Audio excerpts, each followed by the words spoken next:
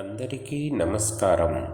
శివతత్వం అనే అంశాన్ని గురించి వివరించుకుందాం. వివరిస్తున్నవారు బాలసుబ్రహ్మణ్యం కలవలపల్లి.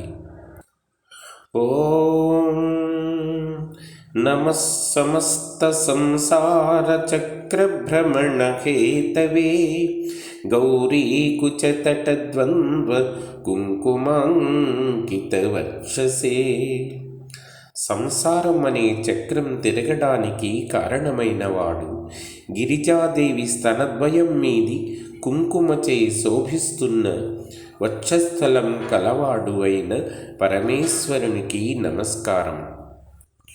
సూతుడు శివనకాది మహామునులకు శివతత్వాన్ని గురించి ఇలా వివరిస్తున్నాడు.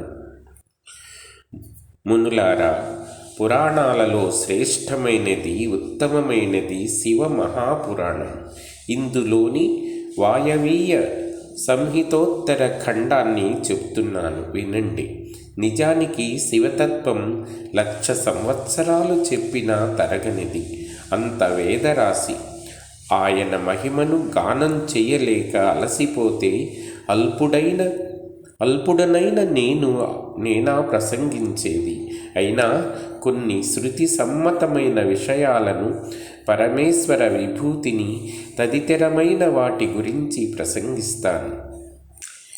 ఈ సృష్టిలో పిపీలికాది బ్రహ్మ పర్యంతం జీవులందరూ పశువులే.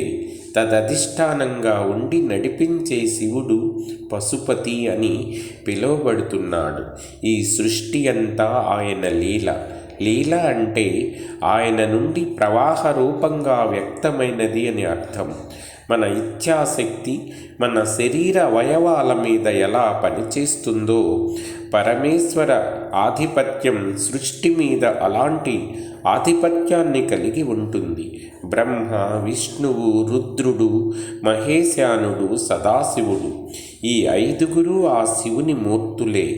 ఈశాన తత్పురుషాది పంచబ్రహ్మలు ఆయన స్వరూపాలే.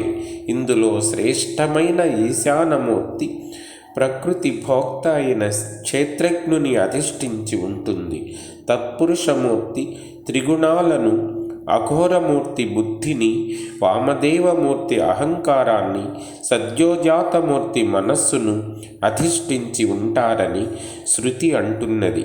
చెవి, ముక్కు, శబ్దం, ఆకాశం అనే వాటికి ఈశానుడు అధిష్టానం. చర్మం, చేయి, స్పర్శ, వాయువు వీటికి తత్పురుషుడు అధిష్టానం. కళ్ళు, కాళ్ళు, రూపం, అగ్ని అనే వాటికి అఘోరమూర్తి అధిష్టానం. నాలుక విసర్జనేంద్రియం, రసం, నీరు వీటికి వామదేవమూర్తి అధిష్టానం. ముక్కు జననేంద్రియం, గంధం, భూమి అనే వాటికి సద్యోజాతమూర్తి అధిష్టానం.